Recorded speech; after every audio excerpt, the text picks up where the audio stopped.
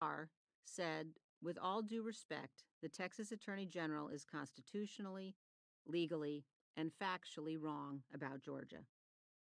On Wednesday morning, December 9th, Representative Mike Johnson of Louisiana sent an email to Republican members of the House with the subject line, Time-Sensitive Request from President Trump.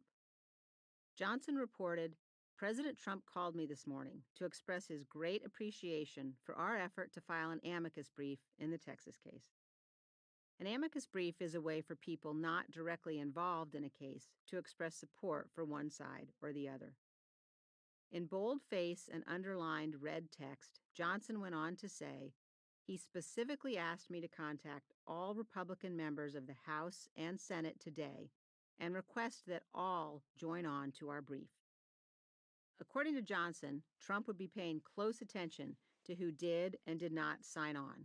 Quote, he said he will be anxiously awaiting the final list to review.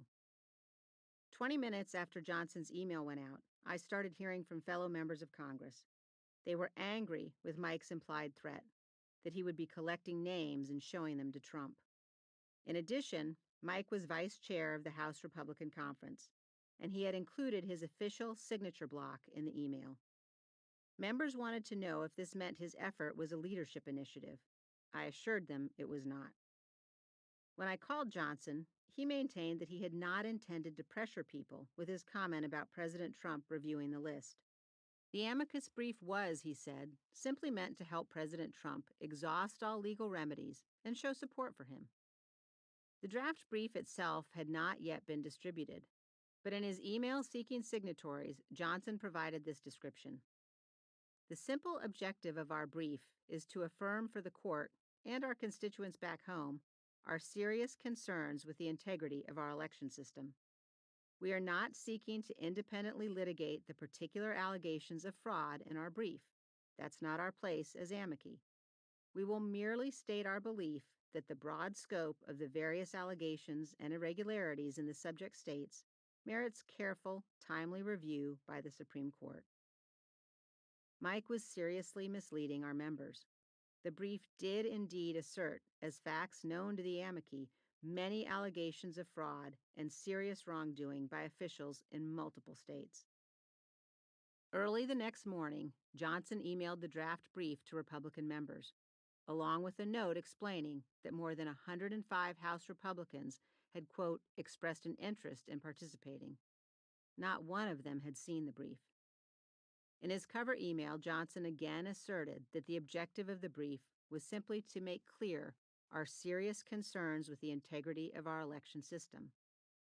But then he added a new, inaccurate claim. As we point out, the record clearly shows that the defendant states violated Article 2, Section 1 of the Constitution. This was apparently an attempt to say that state officials had violated state laws passed by state legislatures governing how they could act in administering elections. But virtually all of those claims had already been heard by the courts and decided against Trump, including by federal judges whom Donald Trump himself had appointed. As I read the amicus brief, which was poorly written, it became clear Mike was being less than honest with our colleagues. He was playing bait and switch, assuring members that the brief made no claims about specific allegations of fraud, when in fact it was full of such claims. I texted Johnson, Mike, I just read the brief. Can you share with me who wrote it? I'm confused because contrary to our discussion and to your cover email, the brief recites and affirms as facts known to the amici allegations of serious wrongdoing and fraud by many state officials, including Republicans. I thought the strategy was to support the president's rights to have his claims heard, not to assert facts in a federal court without personal knowledge. In addition to misleading our members, it seemed to me that making such assertions to a court with no personal knowledge or basis in fact would present ethical questions for anyone who's a member of the bar. By this point, Johnson's effort was raising serious red flags, including in other Republican leadership offices. Kevin McCarthy's general counsel, Michaela Carr, agreed with me and said she would be discussing these issues with McCarthy. Here's how she described the brief. The amicus brief is not a simple support document to tell the court to allow the president to make his legal argument. It makes serious claims about the integrity of the election and attempts to cast doubt on the legality of actions many election officials have taken. The allegations of fraud and impropriety cannot be squared with the historic gains we see in the House Republican Conference. Moreover, many of the allegations in the amicus have already been ruled on by lower courts, and the Supreme Court has refused to intervene as well. These are not undisputed facts. These are serious allegations claiming people have violated the Constitution. On the morning of December 10th, Carr texted me that she had spoken with McCarthy and was, quote, 99% sure that he would not be signing on to the brief. She said McCarthy was also going to call Johnson and recommend that Johnson tell all the members who had asked to be included to actually read the brief. McCarthy's chief of staff, Dan Meyer, described the brief to my chief of staff, Kara Ahern, as a, quote, bait and switch. Members of Steve Scalise's staff likewise told my staff they had advised Scalise not to sign on. House Republicans were holding a press conference that morning on the Capitol steps to highlight the damage COVID was doing to small businesses. As we gathered in the hallway outside the House chamber before the event, McCarthy walked over to me and said, "Hey, I'm not signing on to the Texas brief. It federalizes too much." "Good," I told him. "That's the right decision. We shouldn't be doing this." When news broke a few hours later that the brief had been filed, I was glad to see McCarthy had been true to his word. He hadn't signed on. As the day wore on, reporters noted that he refused to respond to questions about whether he agreed with the brief. And then, less than 24 hours later, a revised version of the amicus brief was filed. It bore the names of 20 additional members. Among them was Kevin McCarthy. Mike Johnson blamed a clerical error for the initial omission of these additional names. A clerical error was also the rationale apparently given to the Supreme Court for the revised filing. In fact, McCarthy had first chosen not to be on the brief and then changed his mind, likely because of pressure from Trump. A few hours after the revised brief was filed, the Supreme Court rejected the Texas lawsuit, which was not a surprise. One conservative legal analyst described the ruling this way: "The justices unanimously found no merit in the risible lawsuit that Texas petitioned to file against 4 battleground states won by Biden." He went on to note that contrary to claims being made by Trump and his allies, even the 2 justices who thought the court should have heard the case, Justices Alito and Thomas, agreed that the relief Texas was seeking should be denied. Mike Johnson and our Republican leaders had played a destructive role. Johnson had convinced 125 other Republican members of Congress to sign on to an amicus brief that many had never read. A brief, moreover, that made numerous false factual and constitutional claims.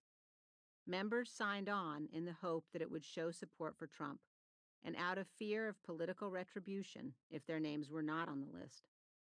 Some who had shown an initial inclination to do the right thing, like Kevin McCarthy, lost their fortitude when they faced public criticism, and I assumed private pressure from Trump. Former House Speaker Paul Ryan told me he was glad I had not signed the brief, which he called an ugly episode and low point of anti-conservatism. He was right. I was surprised by the way Mike Johnson had conducted himself. I had worked closely with Mike over the last several years. We were elected to Congress together. His office was next door to mine in the Cannon House Office building. I had encouraged him to run for conference vice chair. I considered him a friend. But the amicus brief episode revealed a side of Mike I hadn't seen before. He appeared especially susceptible to flattery from Trump, and he aspired to be anywhere in Trump's orbit. When I confronted him with the flaws in his legal arguments, Johnson would often concede or say something to the effect of, "We just need to do this one last thing for Trump." He would then continue championing his arguments in public or with our colleagues. Worse, he was telling our colleagues he was a constitutional law expert while advocating positions that were constitutionally infirm. Mike Gallagher of Wisconsin, who'd been elected to Congress the same year that Johnson and I had, described Johnson's behavior during this period as destructive. Jamie Comer, Republican from Kentucky, texted me that he didn't think Mike Johnson's lawsuit gimmick was helpful to our conference.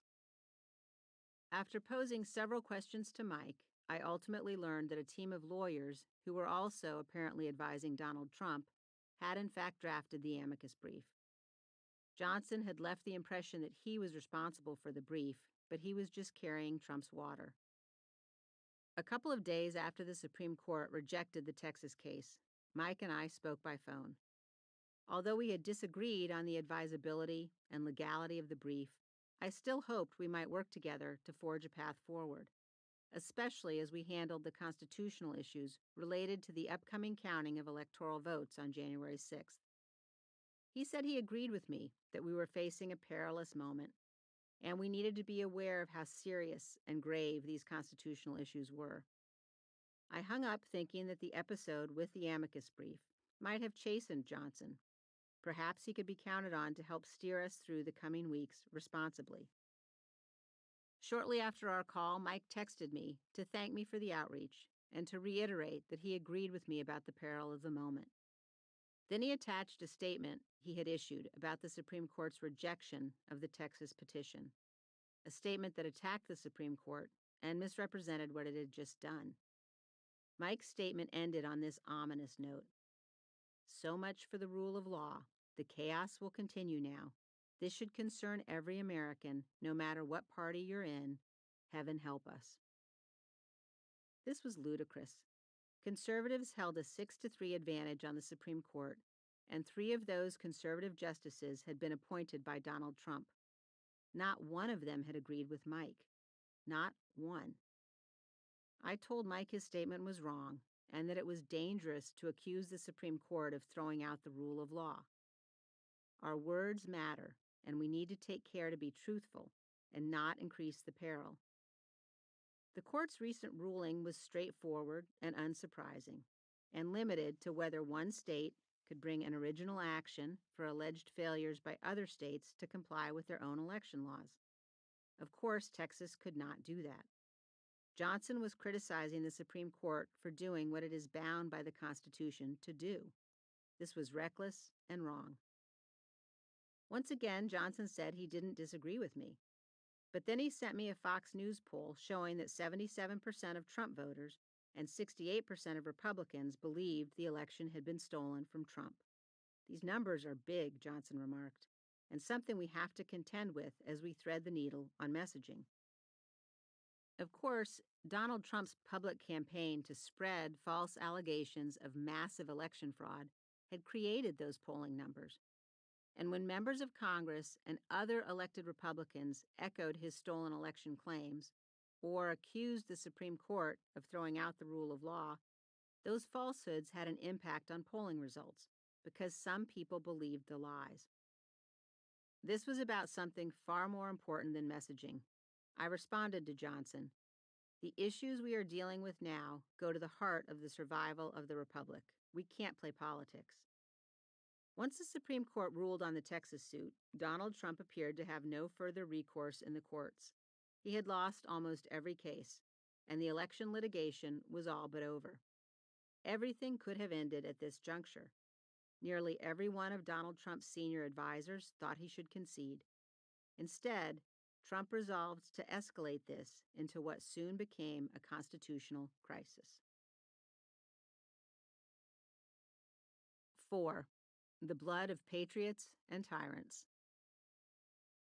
On Saturday, December 12th, sitting at my kitchen counter, I opened my laptop and began watching coverage of the Women for America First rally being held on Freedom Plaza in Washington, D.C. This was one of several pro-Trump rallies in the district that day. As the lawsuits by Trump and his allies kept failing, including on December 11th in the Supreme Court, Trump had continued to make blatantly false claims that the election was rigged and stolen. He often tweeted more than 20 times in a single day, repeating his debunked assertions. And his false ads alleging election fraud were only reinforcing those lies. Furious with the Supreme Court, Trump continued to launch assaults on justices, judges, and elected officials across the country. Shortly before the Freedom Plaza event began, he tweeted, "We have just begun to fight." What was he talking about? What was he urging people to do? This was no longer about getting his day in court. He'd had his day, and he lost. With each new tweet, he seemed to be making it clear that he did not plan to abide by the rulings of the courts. I wanted to see exactly what the speakers were telling people to do on Trump's behalf. Just after President Trump did a flyover in the presidential helicopter Marine One, Katrina Pearson, a senior advisor for the Trump campaign, took the stage. She exhorted the crowd to fight like patriots, claiming that the courts and all the institutions of government had been, quote, weaponized against us. She said, "We, the people, will determine how this ends. We will use our system, the system that was founded by our forefathers, the system that was designed to protect us from exactly what is happening today. We will utilize that system to the very end. And then if that doesn't work, we will take our country back. If you think for 1 second that Sleepy Joe Biden is going to fake his way into the White House, then you haven't been paying attention. We are the cavalry." The phrase, "utilize that system to the very end, and then if that doesn't work, we will take our country back," was striking. In a constitutional republic, a candidate can utilize the system to the very end, and if that doesn't work, they concede. What Pearson was suggesting was something else entirely, and it sounded unconstitutional. General Michael Flynn, who had received a presidential pardon from Donald Trump less than a month earlier, spoke shortly after Pearson. When Flynn stepped up to speak, he said he was absolutely confident that Donald Trump would remain president. He then took aim, as Pearson had, at the rule of law, saying, "The courts do not decide who the next president of the United States of America will be. We, the people, decide." Of course, the people had already decided, but speaker after speaker at the rally suggested that Americans were going to rise up, that there was some action they could take that would change the results. Some invoked religion, calling Donald Trump our anointed one, proclaiming that a group of wicked men have stolen our republic, and that this is our 1776, as they called on listeners to rise up in an ultimate fight of good versus evil. One speaker quoted Thomas Jefferson, "The tree of liberty must be refreshed from time to time with the blood of patriots and tyrants," and then suggested that this meant the election results could not stand, claiming, "If we do not rise now as a people, we will never rise again in this country." I played some of the comments back for my husband when he walked into the kitchen. "It sounds like they're advocating the violent overthrow of the government," Phil said. Members of several militant groups, including the Oath Keepers, the Three Percenters, and the Proud Boys, all of whom would be involved in the violent attack on the U.S. Capitol on January 6th, participated in that day's pro-Trump rallies. Photos taken on the afternoon of December 12th showed General Mike Flynn walking side by side with Stuart Rhodes and other Oath Keepers at the U.S. Capitol. Rhodes was later convicted of seditious conspiracy, plotting to overthrow the U.S. government, for his role in the events of January 6th. At the other end of Pennsylvania Avenue, Proud Boys leader Enrique Tarrio was visiting the White House that day. Tarrio, who would also later be convicted of seditious conspiracy for his involvement in January 6th, posted a picture of himself at the White House on the social media platform Parler, claiming that he had received a last-minute invite to an undisclosed location. The White House denied that Tarrio had met with the president or that he had been invited by the White House. A spokesman said he was merely on a public White House Christmas tour. But someone invited him, and someone cleared him in, even if it was just for a tour. And Tarrio himself thought the visit was significant, saying, "It shows we've come a long way." It was hard to believe this was a coincidence. In an email to McCarthy counsel Michaela Carr the next morning, December 13th, I summed up the situation this way: "I am deeply concerned, having watched the speeches at the Trump rally on the Mall yesterday and listening to the president's continued claims. that this has gone far beyond petitioning a court for relief. Speakers on the Mall were calling for rebellion. The Electoral College met in all 50 states on Monday, December 14th, to formally cast their votes for president and vice president. As had been clear for weeks, Joe Biden and Kamala Harris won, and it was not even close. Many Republicans in the House and Senate, including Wyoming Senators Mike Enzi, John Barrasso, and I, issued statements affirming that the election was over. I texted Senate GOP leader Mitch McConnell to ask if he was going to issue a statement. He called me to say he would be speaking on the Senate floor the next day, acknowledging that the election was over and congratulating President-elect Biden and Vice President-elect Harris. He told me he also alerted White House Chief of Staff Mark Meadows and House Republican leader Kevin McCarthy before he spoke. Leader McConnell's remarks on December 15th could have served as a model for Donald Trump, had Trump been inclined to respect the sanctity of our election process and the obligations of his oath to the Constitution. McConnell devoted the first 8 minutes of his 10-minute address to detailing the major accomplishments of the Trump administration, and then he turned to the presidential election, saying, 6 weeks ago, the Americans voted in this year's general election. The legal and constitutional processes have continued to play out since then. Yesterday, electors met in all 50 states. So as of this morning, our country has officially a president-elect and a vice president-elect. Many millions of us had hoped the presidential election would yield a different result. But our system of government has processes to determine who will be sworn in on January the 20th. The Electoral College has spoken. In other words, it was over. I didn't know it at the time, but many senior members of Trump's White House staff, including his White House counsel, also recognized the election was over. They believed it was time for Trump to concede. Trump's Secretary of Labor, Gene Scalia, son of the revered conservative Supreme Court Justice Antonin Scalia, called Trump after the Electoral College met and told him, quote, what had to be done was concede the outcome. Trump refused. He and his allies in Congress had other plans. Jim Jordan was using his position as ranking Republican on the House Judiciary Committee to help carry out those plans. On December 17th, a Republican member of the committee called to alert me that Jordan had convened a meeting of all the committee's Republican members the night before. The purpose of the meeting was to discuss what would happen on January 6th, during the joint session when Congress counts electoral votes. By this point, we knew that some House members would likely object to certain states' electoral votes, but no senators had yet announced their intention to object. And without a senator's support, objections would have no impact because they couldn't be debated or voted on. Jordan had reportedly told the Judiciary Committee Republicans that Senator Josh Hawley from Missouri would likely join the objectors. I knew that Mitch McConnell had been working hard to keep any senators from objecting, so I texted him to let him know what Jordan was saying about Hawley.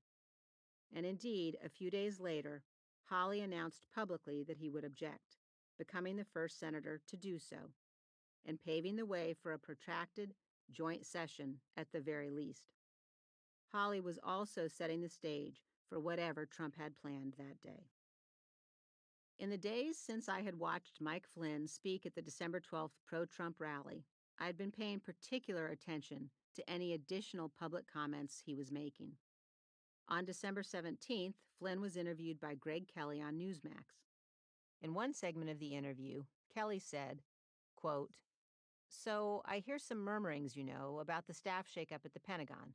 They're putting people in place who might not be opposed to aggressive action.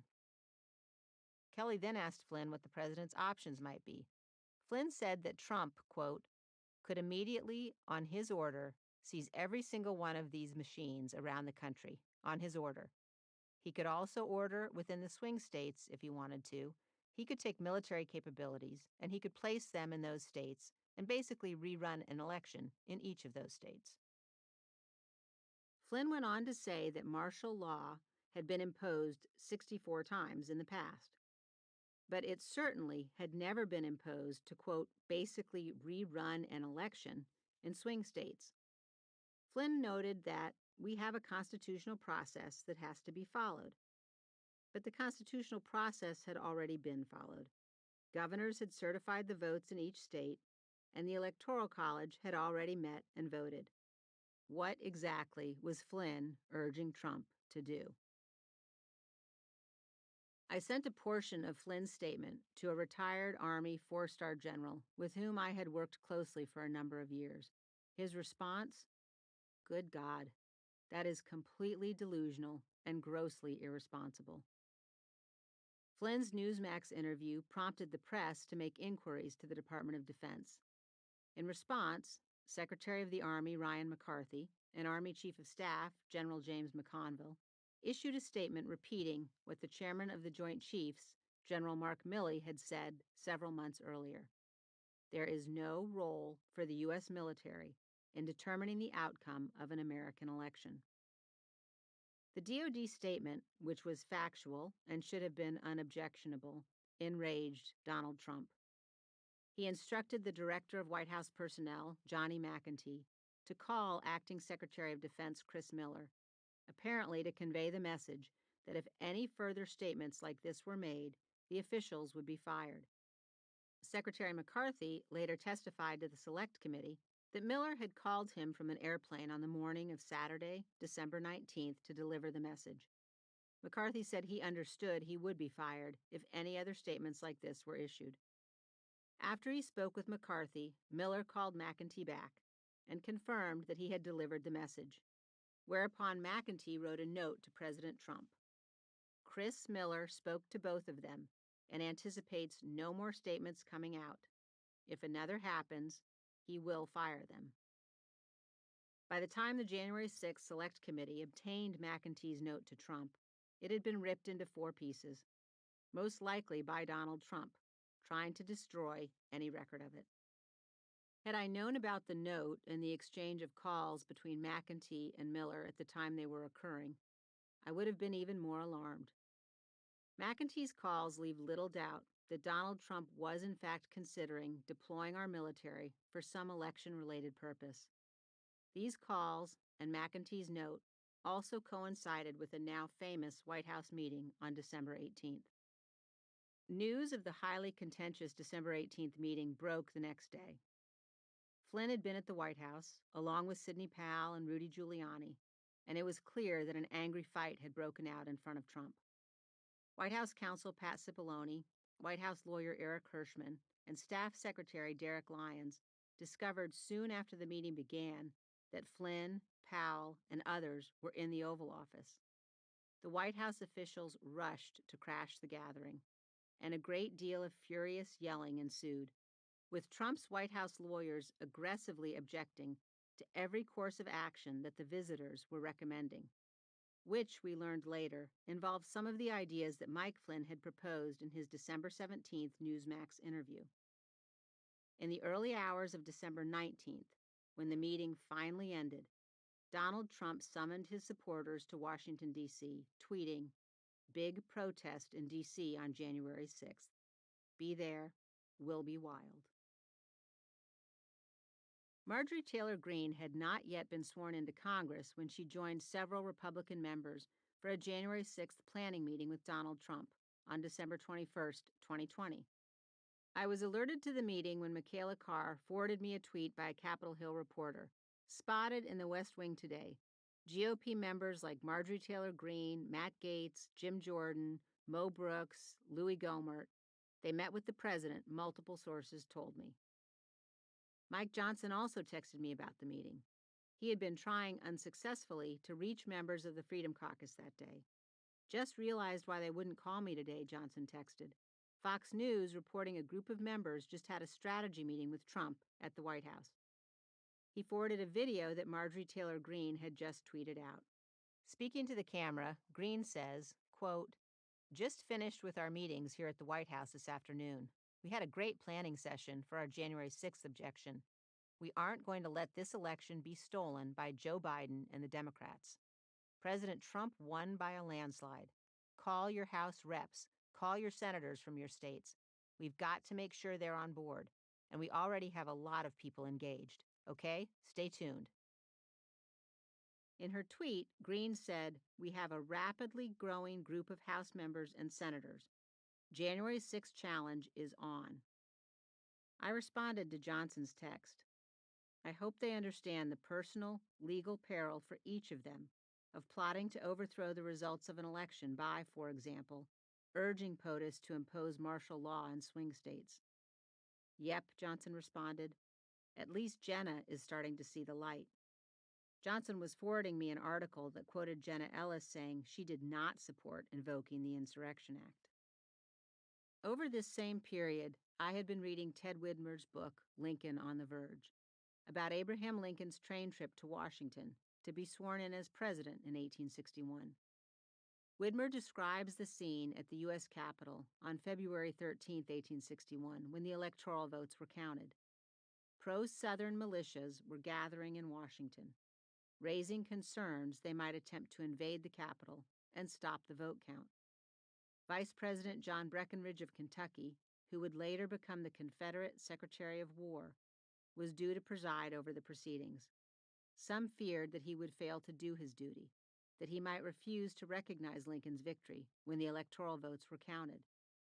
Another fear was that Southern sympathizers might attempt to steal the votes as they were carried through the Capitol building from the Senate to the House, preventing them from being counted, and thus stopping Lincoln from being officially declared president. Police were searching the Capitol basement each night for bombs. This made for chilling reading in December of 2020. I remember thinking, at least this isn't 1861.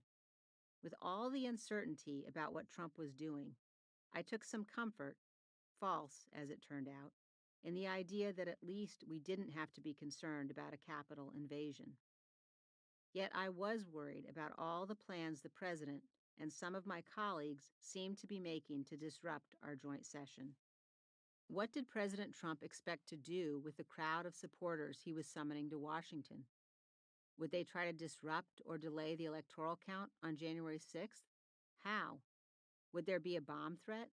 If someone called in a bomb threat and the Capitol was evacuated, were arrangements in place for Congress to meet somewhere else? How would we ensure we could complete our work? On December 22nd, I reached out to both Mitch McConnell and Kevin McCarthy to discuss these concerns and find out if adequate security plans were in place. I texted McCarthy shortly before 8 p.m. Things seemed to be going off the rails fast, and a potentially dangerous set of circumstances developing. Can you give me a call? A few hours later, McCarthy responded that he was just getting out of surgery. We were unable to connect that night. Mitch McConnell and I spoke around 8 p.m. We discussed what we were hearing and seeing. We were both aware of what Trump had been saying, and I told him about watching the incendiary speeches at the December 12th rally, the attacks on the rule of law, and the open calls for people to rise up and fight. He, too, was worried. He had been tracking plans to ensure that Congress could meet in joint session away from the Capitol if necessary. He also said there would be significant security at the Capitol, including a large contingent of Secret Service agents because Vice President Pence would be in attendance. Trump's behavior that night was increasingly erratic. He had posted a video calling the COVID relief package, which his administration had supported, a, quote, disgrace, and detailing what he called wasteful and unnecessary items. Many of the line items that Trump attacked were the same ones he had asked Congress to fund in his official budget, and now he was using them as justification to threaten to veto the bill. Staffers in the White House Office of Legislative Affairs were contacting Hill staff to distance themselves from the president's behavior. One sent Trump's video to my chief of staff, Kara Ahern, along with a note that said, "We got tipped off about 5 minutes before this dropped and tried to kill it, but I'm sorry." At 8:08 p.m. on the 22nd, Trump posted a video attacking Ruby Freeman and her daughter, Shay Moss, two poll workers in Georgia. The video repeated false claims about ballot counting in Georgia and accused Freeman and Moss of illegal activity. Trump's unfounded public attacks against Freeman and Moss resulted in terrifying harassment and death threats, ultimately putting both women in serious danger. About an hour later, Trump posted a 10-minute video to Facebook. Speaking from the diplomatic reception rooms in the White House, he went on an angry tirade, making the same false claims that had been disproven time and time again about a thundering Trump victory and a monstrous fraud and big and very illegal ballot drops. We convened a call of the Republican conference on December 23rd. Many members were angry. After the administration had requested funds for some of the very programs Trump was now criticizing and gotten Republican members to sign on to a negotiated deal, Trump was hanging everyone out to dry, blaming members for supporting a deal his own Treasury Secretary had negotiated. At the same time, Trump was suddenly attacking members for supporting $600 COVID checks, arguing they weren't large enough. McCarthy told us he had talked to Trump and that he was trying to convince him not to veto the spending bill, but Trump was still threatening to do so. While our conference call was underway, I started getting texts from members alerting me to another potential crisis. Did Trump just veto the NDAA, one asked? Indeed, he had. The NDAA, or National Defense Authorization Act, is the annual legislation authorizing the activities of every branch of our military. Because it is crucial legislation for the defense of the nation, it has passed on a bipartisan basis every year since 1961. In 2020, the NDAA passed the House by a vote of 295 to 125. Trump vetoed the bill because he was angry it did not include language related to liability protections for social media companies. In other words, he vetoed a bill that authorized every program necessary for defending the United States because it didn't include controversial language unrelated to defense. Congress overwhelmingly voted to override Trump's veto by a margin of 322 to 87 in the House and by 81 to 13 in the Senate. Unwilling to stand up to Trump in support of the NDAA, Kevin McCarthy announced that he was following a principle most of us had never heard him mention before, that he would never vote to override a veto by a president of his own party. Kevin stayed in California rather than casting a vote. Trump's erratic behavior with respect to the NDAA and the COVID relief package came against the backdrop of his refusal to concede the election and his replacement of the top civilian leadership at the Pentagon with inexperienced loyalists. Every day he was rage tweeting stolen election claims he knew were false, and he had followed up his December 19th tweet, the one calling his supporters to Washington for a wild protest on January 6th, with many additional tweets repeating that invitation and stressing how important January 6th would be. As state and federal courts continued to rule against him, Donald Trump ignored the rulings and plotted with his supporters in Congress. I wasn't sure exactly what they were planning. At times, it was like looking down from an airplane and trying to see the ground through heavy cloud cover. Occasional glimpses would come into view, but never the whole picture. What I was seeing was concerning enough that as 2020 came to a close, I was working to determine what else I could do to intervene and stop him. 5. The Oath. As House Republican Conference Chair, I was receiving daily questions from Republican members about all of the lawsuits that Donald Trump and his allies had lost. Trump was ignoring the rulings. Members of the White House counsel's office, the White House staff, senior Trump officials in the Department of Justice, and members of Trump's presidential campaign were privately saying almost exactly what I was saying to my Republican colleagues, that Trump had had his day in court and he'd lost. The law firms that were initially part of his campaign's election litigation team had quit. They refused to participate in the claims being made by Rudy Giuliani, Sidney Powell, and others.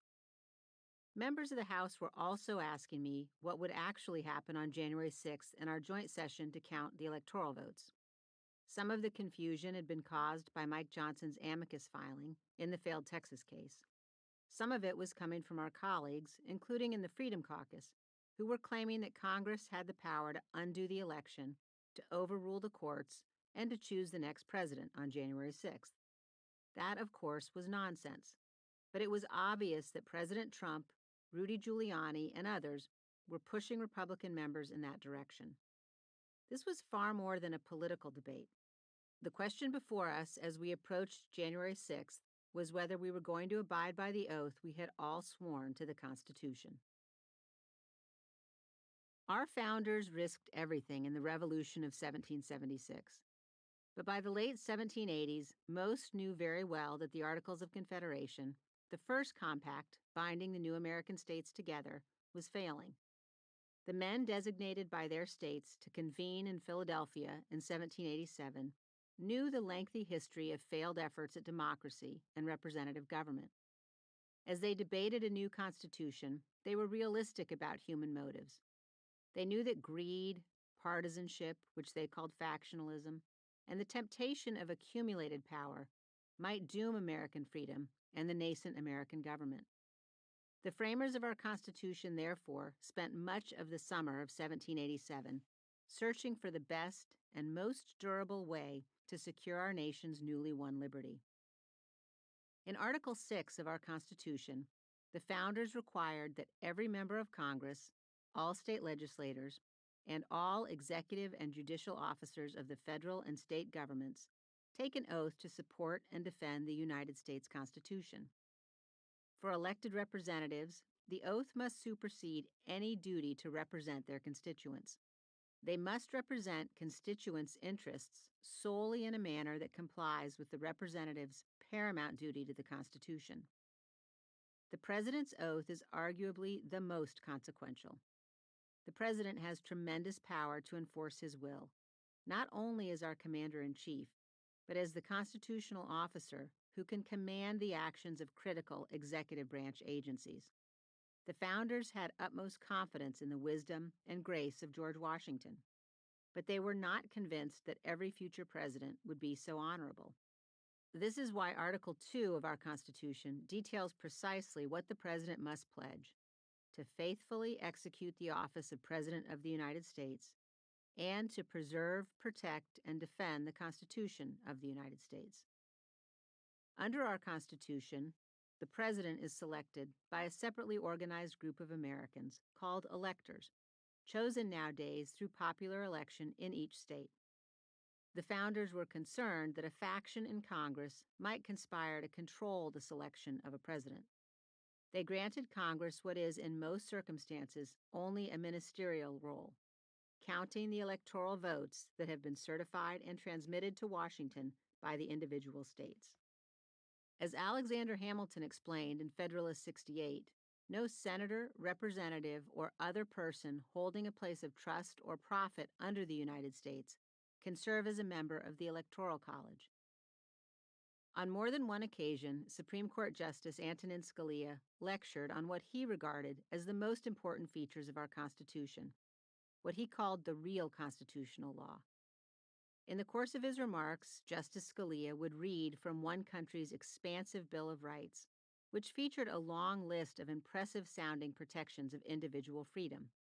Wonderful stuff, he would say, before disclosing that he had been reading the text of the 1977 Constitution of the Communist Soviet Union. And that's when Justice Scalia would begin to explain what truly protects American freedom: the structural provisions of our Constitution, principally the separation of powers and federalism. He would explain that no Bill of Rights, standing alone, is sufficient to ensure liberty, stating, "They are what the framers of our Constitution called parchment guarantees, because the real constitutions of those countries, the provisions that establish the institutions of government, do not prevent the centralization of power in one man or one party, thus enabling the guarantees to be ignored. Structure is everything. Those who seek to protect individual liberty ignore threats to this constitutional structure at their peril," he warned. I believe that Donald Trump's decision to attack the lawfully certified Electoral College results and to ignore the rulings of our courts was an assault on the structural constitutional safeguards that keep us free. As January 6th approached, I knew I needed to circulate a concise explanation of all these issues to my Republican colleagues. Over the Christmas holiday, I recruited my husband Phil to help me draft a memorandum for the House Republican Conference. It would clarify what the Constitution required of us on January 6th and explain how the courts had ruled in the election challenges. Phil had served in the U.S. Department of Justice as the general counsel of 2 federal agencies, and he had litigated constitutional and federal regulatory issues for many years as a partner in a law firm. I also spoke with several of my colleagues, as well as current and former staff members. Phil and I spent several days rereading the principal judicial rulings in the election litigation. We walked through all the constitutional arguments and reread the Federalist Papers that addressed these issues. None of this was a close call. Over a few days, we compiled a 21-page memorandum that spelled it out succinctly. The simple conclusion: Congress does not have the authority to undo an election by refusing to count state-certified electoral votes, period.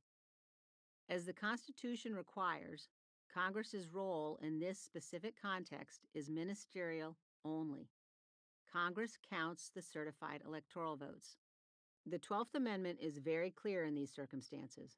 The President of the Senate shall, in the presence of the Senate and House of Representatives, open all the certificates, and the votes shall then be counted. The person having the greatest number of votes for president shall be the president.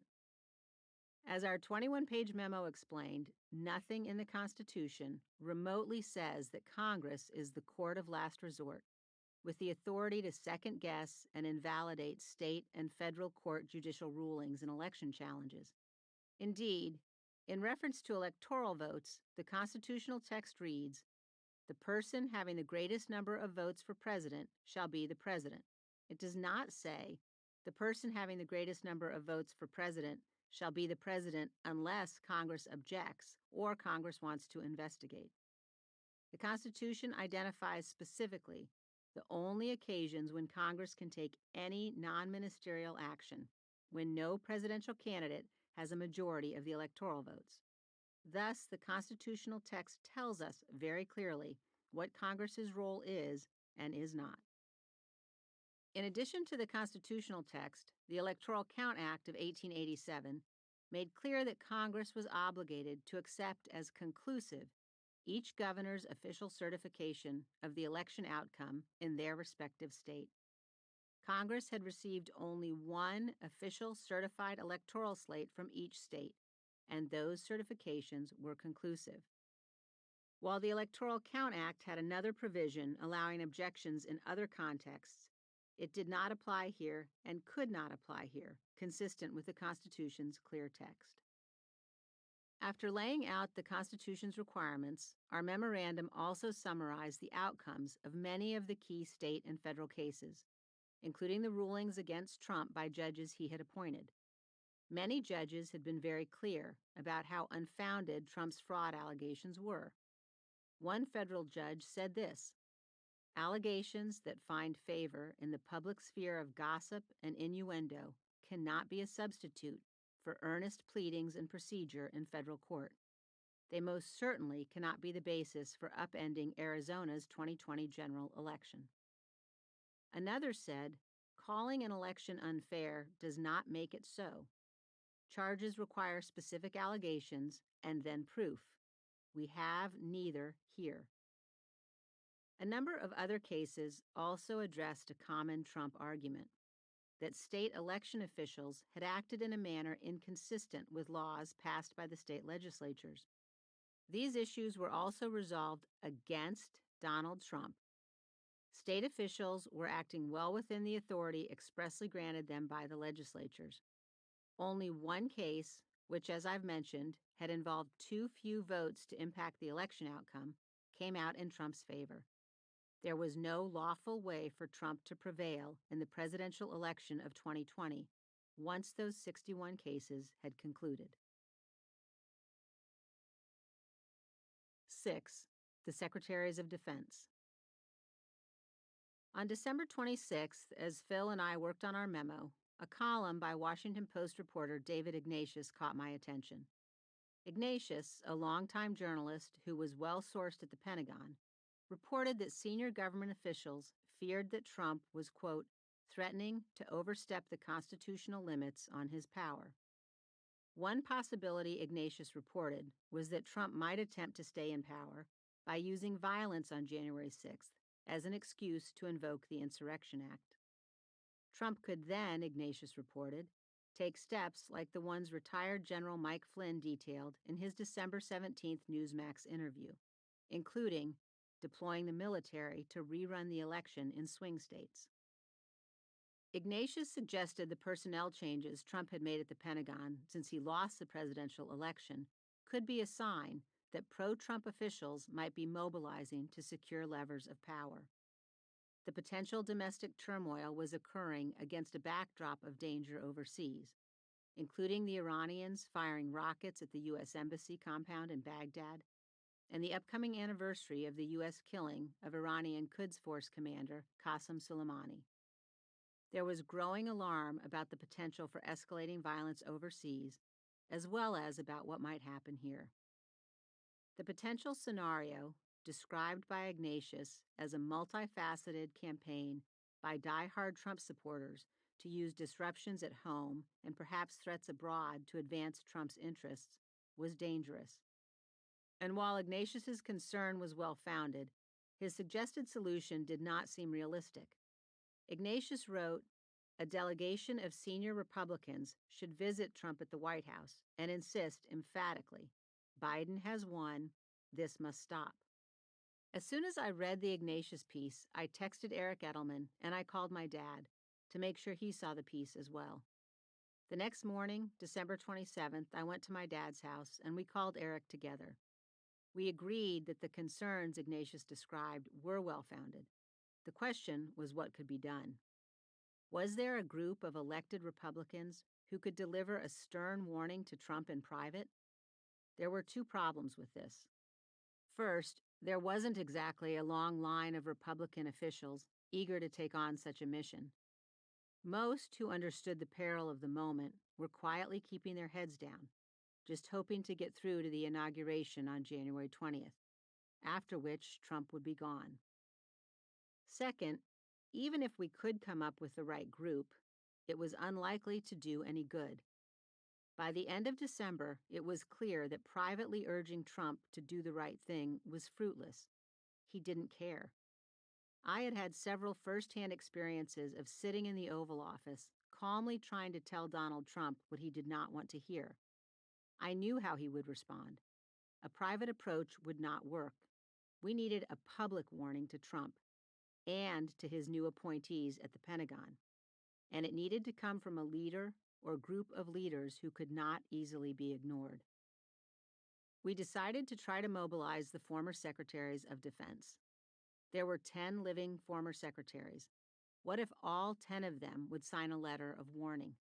It would be unprecedented, and it seemed our best chance of delivering a clear warning to the current leadership of the Defense Department and to Trump himself. We divided up the list of former secretaries and started making calls. Because Phil and I were still working on our legal memo for the House Republicans, Eric agreed to produce an initial draft of the letter. He also sought the assistance of Elliot Cohen, a scholar, historian, and expert on civilian-military relations. As we edited the draft, we knew the letter needed to leave no doubt that any official who attempted to utilize the military to overturn an election would be personally accountable for a grave attack on the Republic. With my dad on board, we divvied up the remaining 9 former secretaries. I agreed to contact Mattis, Panetta, and Rumsfeld. Eric, meanwhile, would reach out to Secretaries Carter, Cohen, Esper, Gates, Hagel, and Perry. I also called retired General Jack Keane, former Vice Chief of Staff of the Army. Keane had served as a trusted advisor to my dad for many years, and we had spoken in the weeks since the election, including about Mike Flynn's statements, and now I wanted his advice on this matter too. I explained what we were doing and asked for his help in connecting with Jim Mattis. A short while later, I spoke to General Mattis. I described what we were seeing and hearing and why we thought this unprecedented public statement was necessary. He agreed immediately and told me where to send the draft letter for his review. Next, I texted Jimmy Panetta, a friend and colleague who'd been elected to the House of Representatives in 2016, the same year I was. I told him I had a time-sensitive matter I needed to discuss with his father, former Defense Secretary Leon Panetta, and I asked Jimmy if he could put us in touch. Less than 15 minutes later, Secretary Panetta called me. Like my dad and Secretary Rumsfeld, Panetta had been a congressman and White House Chief of Staff, as well as Secretary of Defense. He had been following developments at the Pentagon since the election. He did not hesitate to join our effort. Eric Edelman contacted me not long after. He had reached former Secretary Bob Gates, who'd served as Defense Secretary in both the George W. Bush and Obama administrations. If Cheney's on, I'm on, Gates told him. When the draft of the letter was done, we began sending it to the former secretaries for their edits and approval. My dad decided that he also wanted to call Don Rumsfeld and read the letter to him over the phone. Their relationship stretched back over 50 years. They were very close, and the gravity of this unprecedented public warning was something my dad wanted to discuss with Rumsfeld directly. As my dad dialed Rumsfeld's home in Taos, New Mexico, I took a seat across the desk from him. It was New Year's Eve. A fire was burning in the fireplace in my dad's study. The sword his great-grandfather had carried through 4 years of the Civil War hung above the mantel. The Presidential Medal of Freedom, which President George H.W. Bush had awarded him for his leadership in Desert Storm, hung on the opposite wall. We were surrounded by family photos, historical maps, and my dad's beloved books about our nation's history. Rumsfeld came on the line, along with his daughter, Marcy. As I listened to my dad read the letter, the gravity and peril of the moment were palpable. He began, "As former Secretaries of Defense, we hold a common view of the solemn obligations of the U.S. Armed Forces and the Defense Department. Each of us swore an oath to support and defend the Constitution against all enemies, foreign and domestic. We did not swear it to an individual or a party. American elections and the peaceful transfers of power that result are the hallmarks of our democracy, with one singular and tragic exception that cost the lives of more Americans than all of our other wars combined. The United States has had an unbroken record of such transitions since 1789, including in times of partisan strife, war, epidemics, and economic depression. This year should be no exception."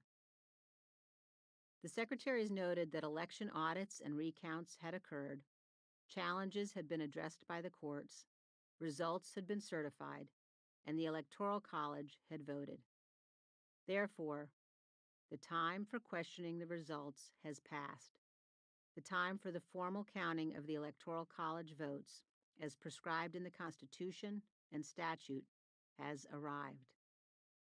The letter then quoted the same Defense Department statement that had, a week or so earlier, apparently prompted Donald Trump to threaten to fire the Secretary of the Army and the Army Chief of Staff.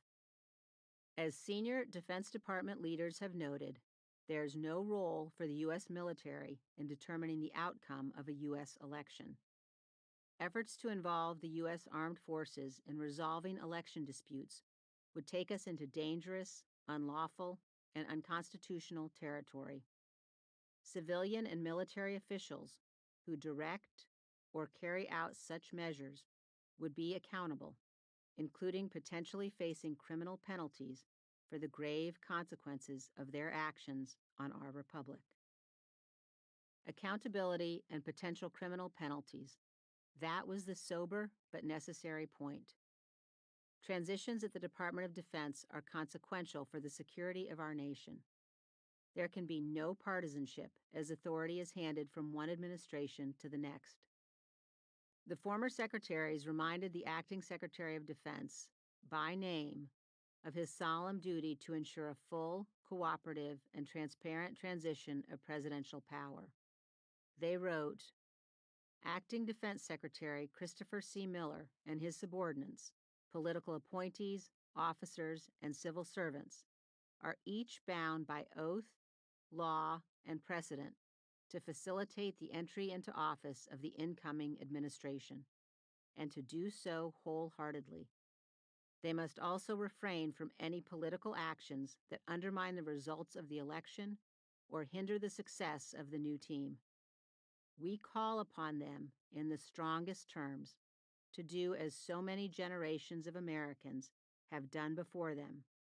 This final action is in keeping with the highest traditions and professionalism of the U.S. Armed Forces and the history of democratic transition in our great country. When my dad finished reading, he paused. Rumsfeld said he would sign on. And then his daughter Marcy spoke up, her voice breaking with emotion. Thank God, she said, someone is finally doing something. The next day, Phil and the kids and I were at my parents' house for a New Year's Day lunch. As we were leaving, my father came outside to the driveway. He walked around to the passenger side of my car and he gave me a hug. Then he looked at me, and with steel in his voice, my dad said, Defend the Republic, daughter. I will, Dad, I said. Always. 7. Just humor him. At 3 p.m. on January 1st, we had a call for House Republicans, including new members who had just been elected for the first time. We discussed arrangements for the January 3rd opening session of the 117th Congress, as well as the January 6th joint session, when the House and Senate would meet together to count the electoral votes. Following opening remarks by Kevin McCarthy and Steve Scalise, I told members I would be circulating a memo summarizing the rulings in the key election litigation cases and detailing our constitutional obligation to count the electoral votes on January 6th. I explained why we had no authority to object to electoral votes, and I stressed to members that this was likely to be the most consequential vote we would ever cast. The election was over. Trump had had his day in court and lost. The Electoral College had met and voted. We had a single certified slate of electors signed by the governor of each state. Objecting to these electors would be claiming for Congress the right to overturn elections and select the president. Nothing in the Constitution gave us that authority. Those who were objecting might be trying to tell themselves it was no big deal, but in reality, it could not have been a bigger deal. We could not act in a way that we knew to be contrary to the Constitution. I urged all our members to think very carefully about the ramifications of objecting to electoral votes.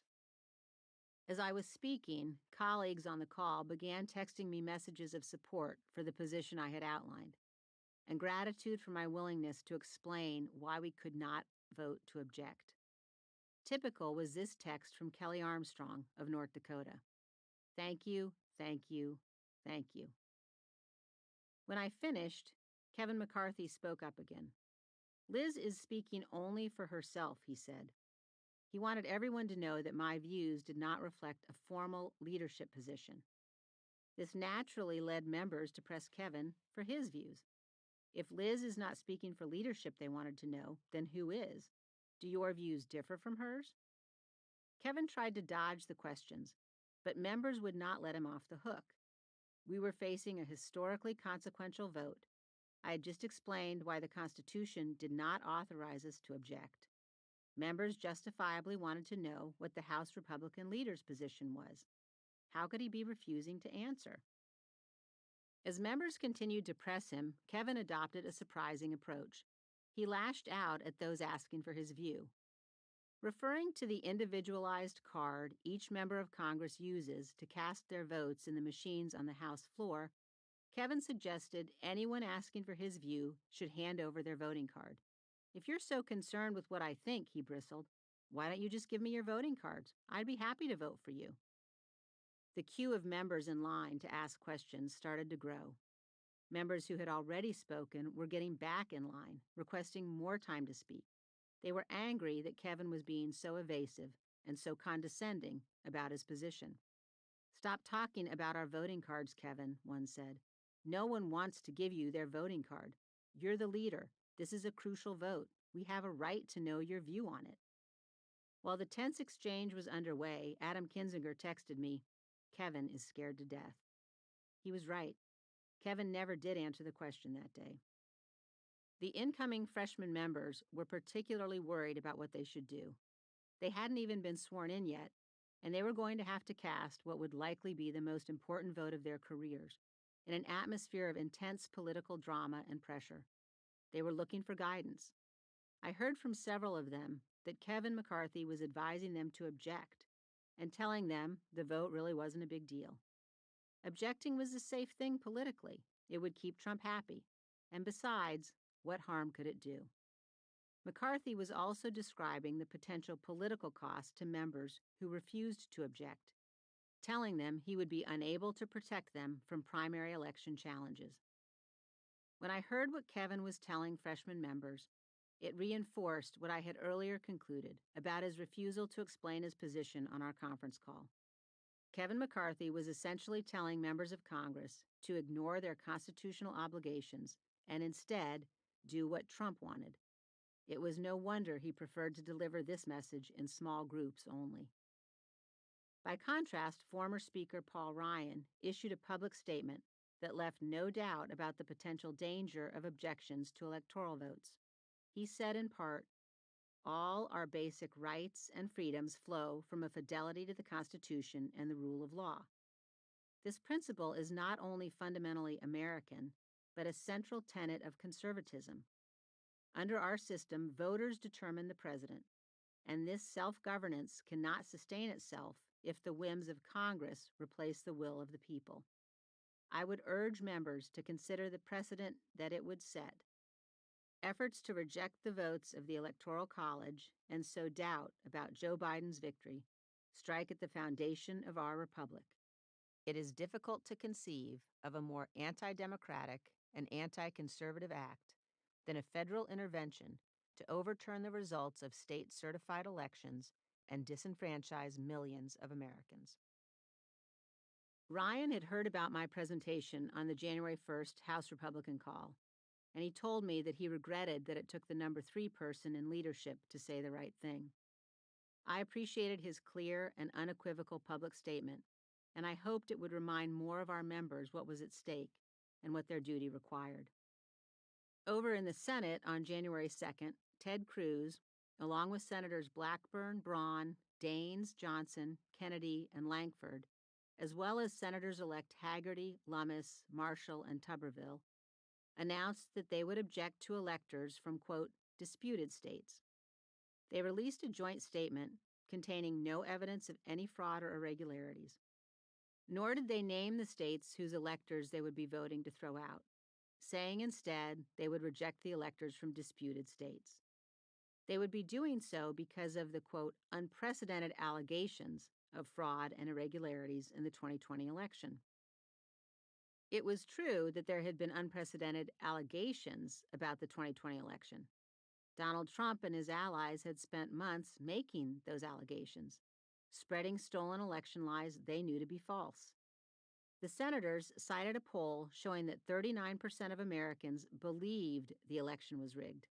In other words, these 11 senators were taking the position that because Donald Trump had successfully spread falsehoods about election fraud, and because a poll showed many people believed those falsehoods, Congress could refuse to do what the Constitution explicitly required. Cruz proposed what he called a 10-day audit that would have violated both the Constitution and the Electoral Count Act.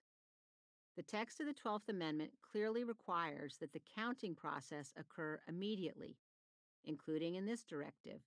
The President of the Senate shall open all the certificates and the votes shall then be counted. Ted Cruz and his fellow senators surely knew that. They also surely knew about all the state audits, recounts, and litigation that had already addressed and rejected audit could ever be conducted in anything close to 10 days, much less that the commission they were proposing could meet to review and report on the audit results during that period. A later re-audit of Arizona's votes, for example, required several months and found no election fraud.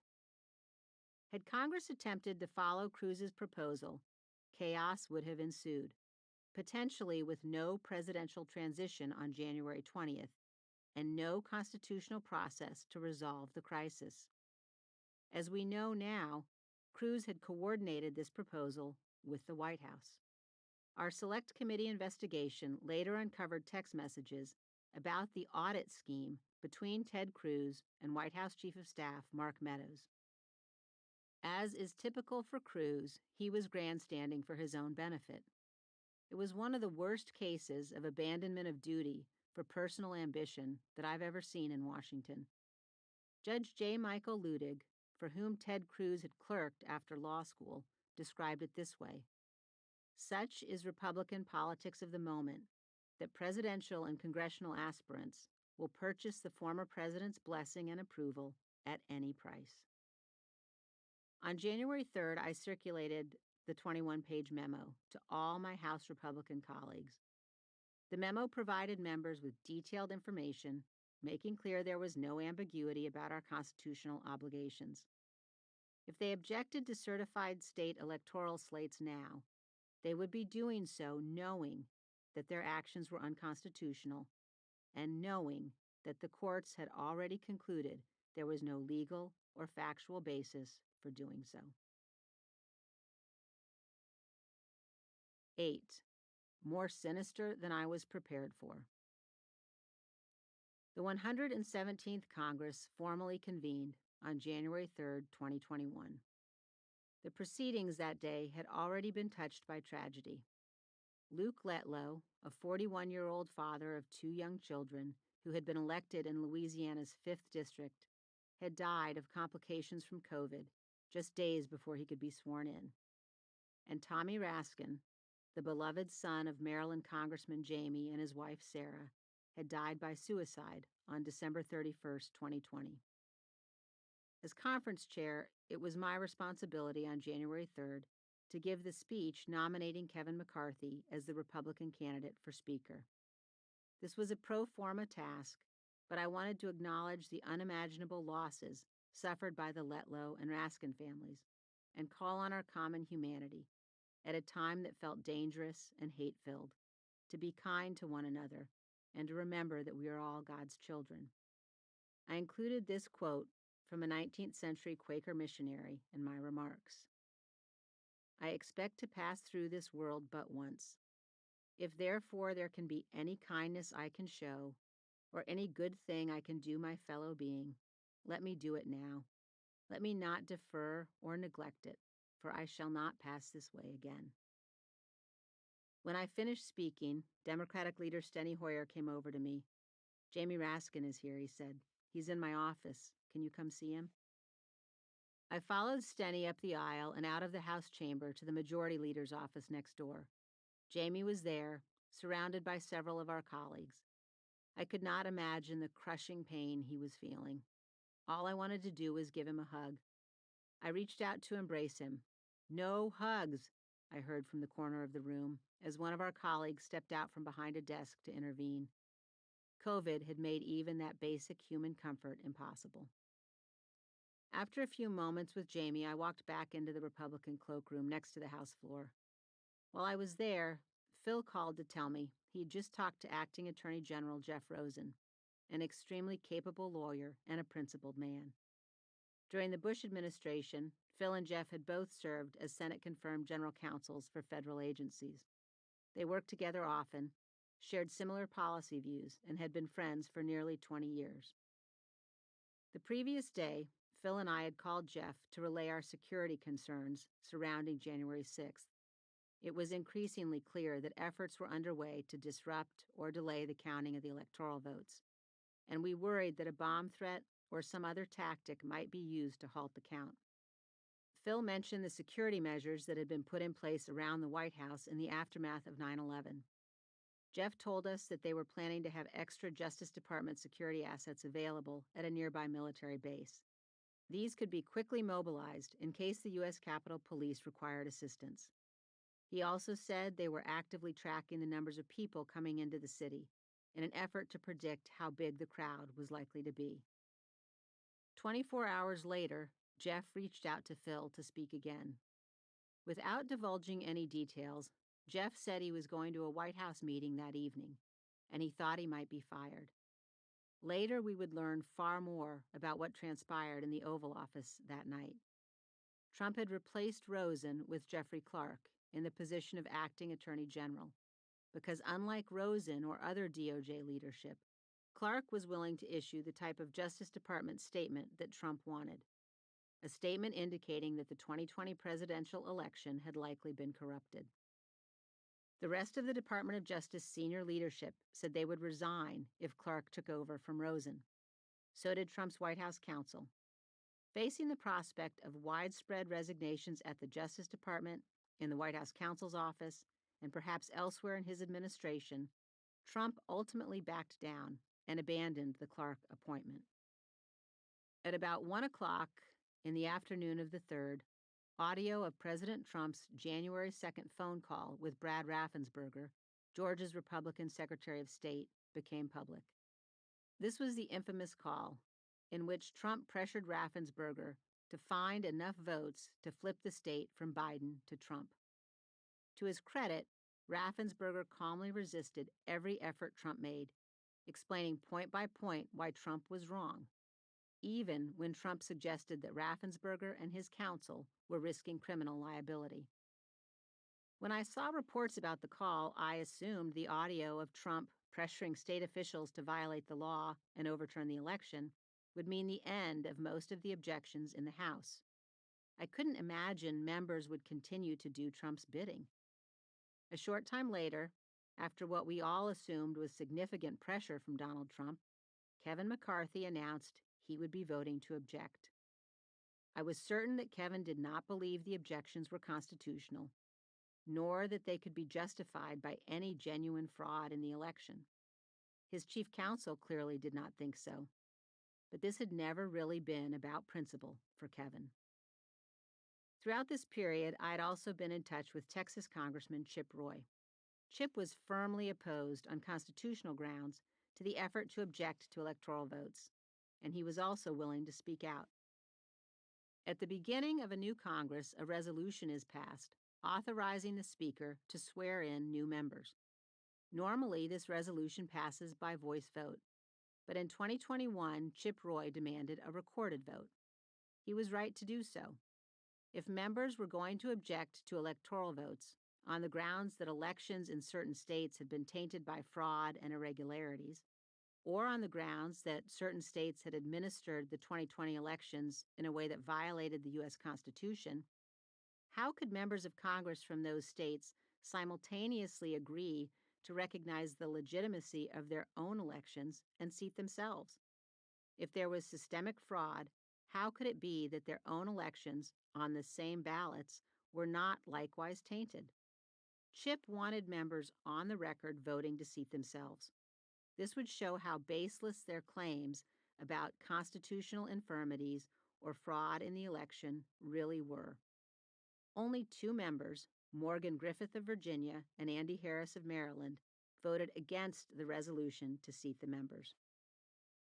When Chip texted me just before 5:30 to alert me he was going to call for a recorded vote, I told him it was the right thing to do. I also told him I understood there was, quote, more bad stuff going on at DOJ right then. We later learned that evening that Jeff Rosen had survived the White House meeting and had not been fired. While I was in the cloakroom that afternoon, I also checked my email. The Trump campaign hadn't taken me off their email distribution list, so I received an invitation for a briefing call for surrogates about plans for the joint session on January 6th.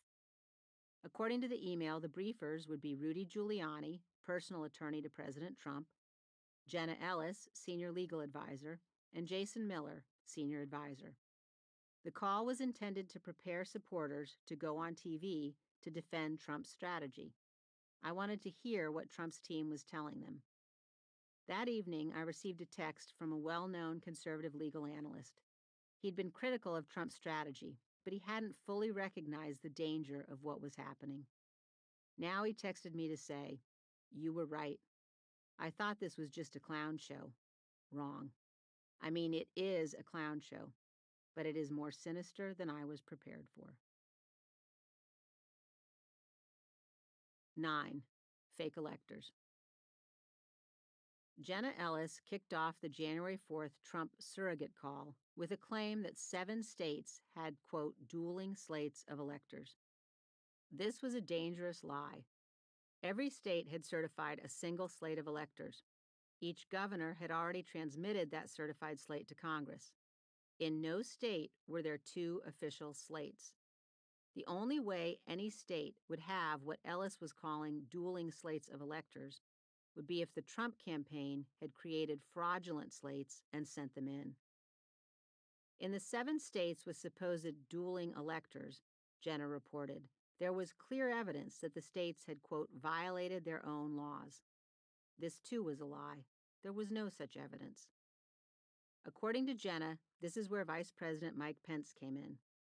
Under our Constitution, the Vice President is also President of the Senate and presides over the joint session to count electoral votes. In the scenario Ellis described, when Pence was presiding, he could either refuse to open or refuse to count the electoral votes from states with multiple dueling slates. Pence could do this, Ellis suggested, based on the objections that she expected would be made by Republican members of the Senate and House. Ellis gave some examples of what Pence could say. For example, she suggested, Pence might announce, "I don't have in front of me a certification from these states," or "Which of these 2 slates have been certified as correct?" Then the vice president could refuse to count any votes for those states. This would, of course, have thrown our nation into turmoil. Of course, this was not legal. There were no dueling slates of legitimate electors. Each state had submitted a single slate, certified by the governor as required by law. If Jenna Ellis or others on the Trump team had sent fraudulent slates of electors to Congress, they would be in serious legal jeopardy.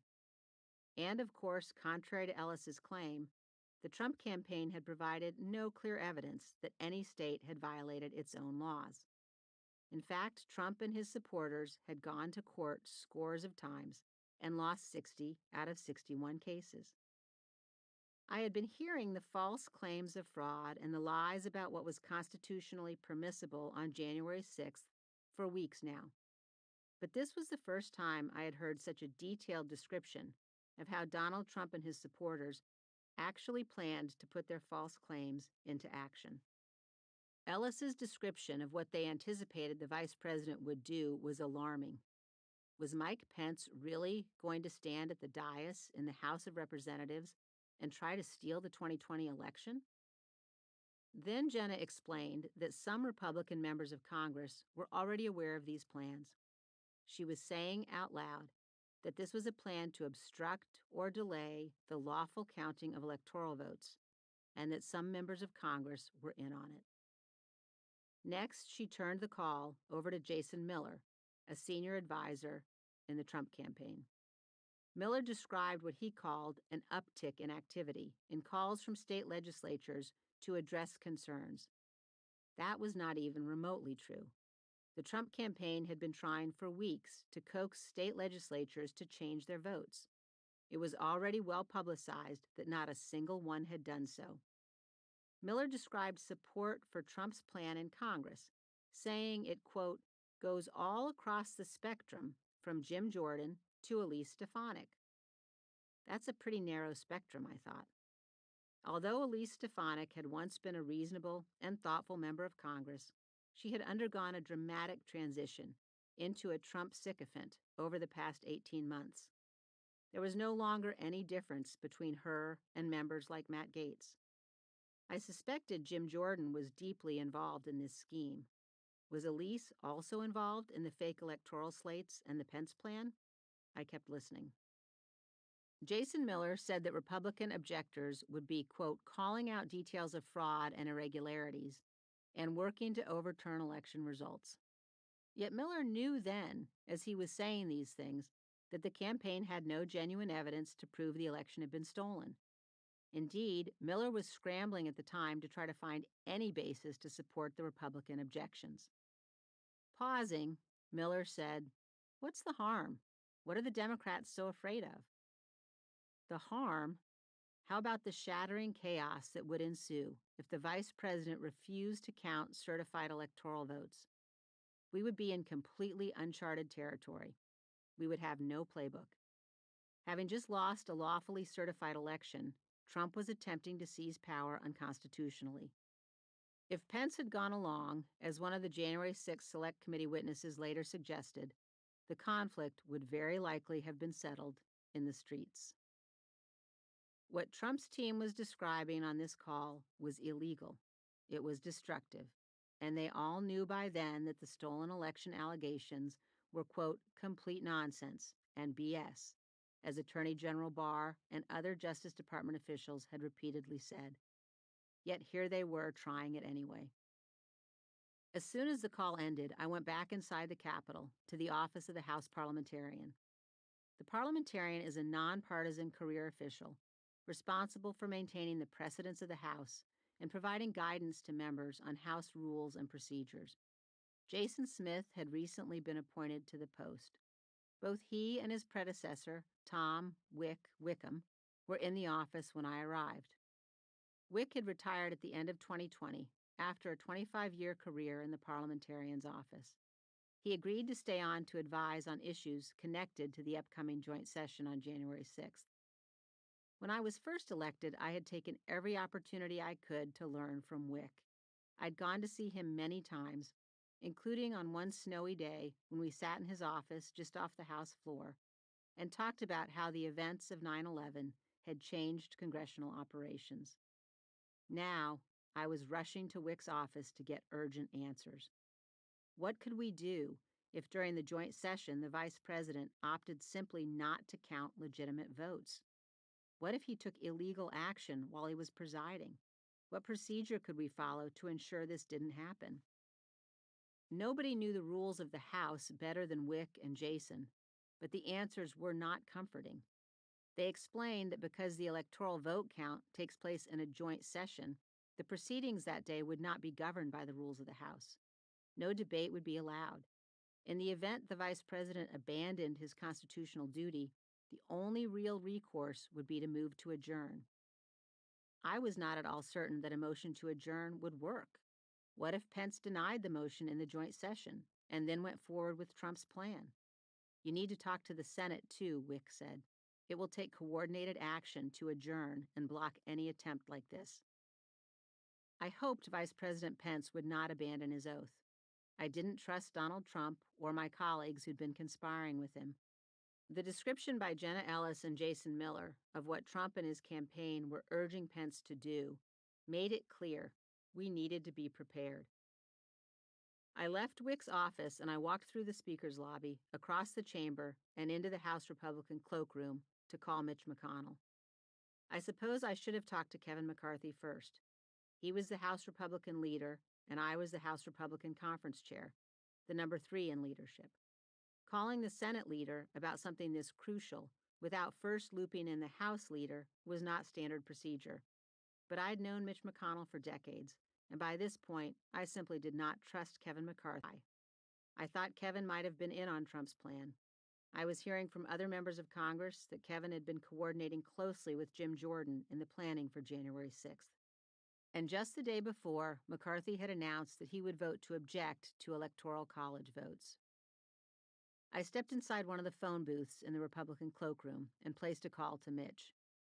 I was just on a Trump surrogate call with Jenna Ellis and Jason Miller, I told him. They claim there are dueling slates of electors, and they say this means Pence can reject electors. I described my conversation with Wick, and I told Mitch we needed a joint plan to ensure we were prepared for what Trump and his allies in Congress were planning. McConnell agreed. He asked me to coordinate with his chief of staff and members of the Senate Parliamentarian's office. A short while later, I spoke with a member of McConnell's staff and a staff member from the Senate Parliamentarian's office. I walked them through what I had just heard on the Trump surrogate call. They are submitting Trump electors from states Biden won, with no basis in law and counter to the outcome of the elections in those states. They're suggesting that Pence will rely on the fake slates and refuse to count the actual certified electors from those states, claiming he isn't in possession of a clear certified slate of electors.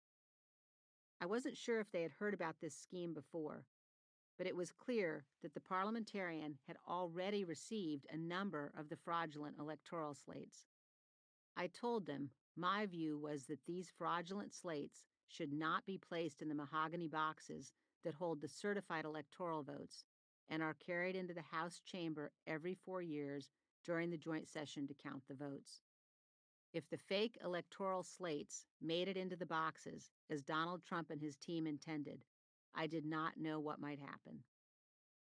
Only later would I learn that Vice President Pence and his counsel, Greg Jacob, had also been meeting with the Senate parliamentarian during this period to address the counting process and the fake electoral slates.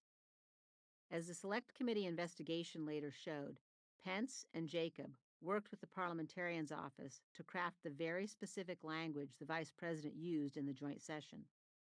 That language, as it was ultimately edited, made clear there was only a single slate of duly certified electors for each state. Only later did I understand that the fake electoral slates were not in the mahogany boxes that were carried through the Capitol and into the House chamber for the count. As I left the Capitol on the evening of January 4th, I had a terrible feeling in the pit of my stomach. I kept replaying in my mind the discussions of the last few days. There was little doubt about what was happening. Donald Trump was trying to prevent Congress from fulfilling our constitutional duty. He was trying to seize power through illegal and unconstitutional means, and some of my Republican colleagues were helping him. A lot now rested in Mike Pence's hands. It was clear he was under enormous pressure from Trump to violate the law and the Constitution. Would he withstand the pressure, or would he fold? I didn't know if we could count on him. Paul Ryan summed up the situation this way in a text to me shortly after midnight on January 5th. I worry he breaks, but think he will not. 10. Powder keg. House Republicans convened in person in the auditorium of the U.S. Capitol Visitor Center for one final meeting the day before the January 6th joint session. The purpose of the meeting was to discuss electoral vote objections. Mike Johnson spoke first in support of objections. Chip Roy followed in opposition. We spent more than an hour discussing the legal, constitutional, and political issues surrounding objections. Although it was a courteous debate, some members believed that the fact we were having the debate at all was the problem, since there was no basis for these objections in either the law or the Constitution. Mike Gallagher described the dangerous, slippery slope we were on in a text to Adam Kinzinger and me. So we've accepted the premise that the debate is appropriate. We accepted the idea that January 6th is a significant part of the election process, which it is not. It is ministerial.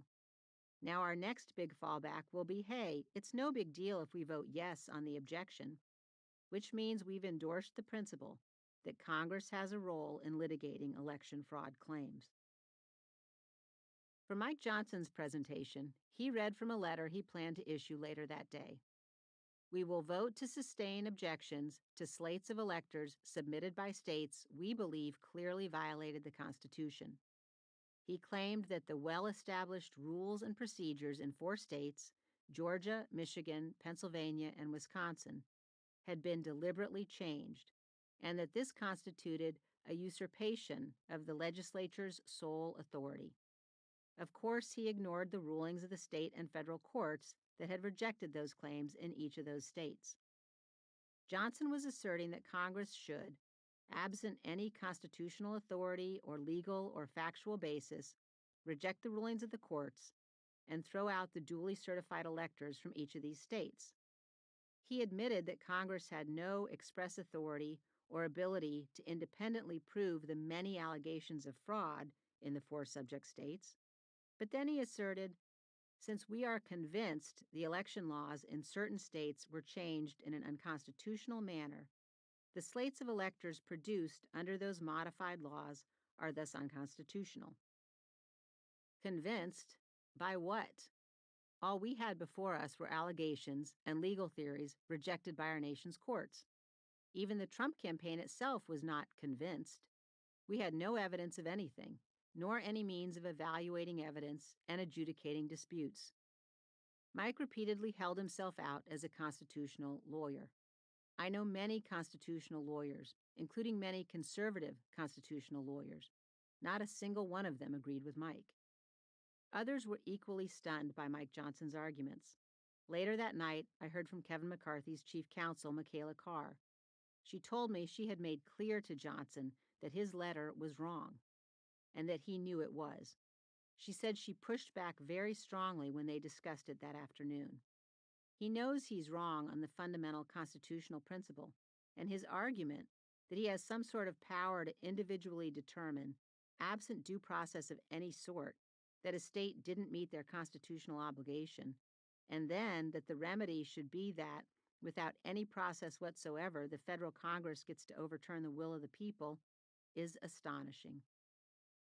And as other members pointed out, there was an additional flaw in Mike's argument.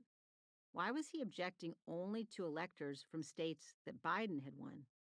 Voting rules in other states, such as Texas and North Carolina, had also been changed because of COVID. If this was a violation of the U.S. Constitution, why then was Johnson objecting only to states where Trump had been defeated? Indeed, in almost every state, the question was whether the state legislature had delegated sufficient legal authority to the election officials to make these COVID changes.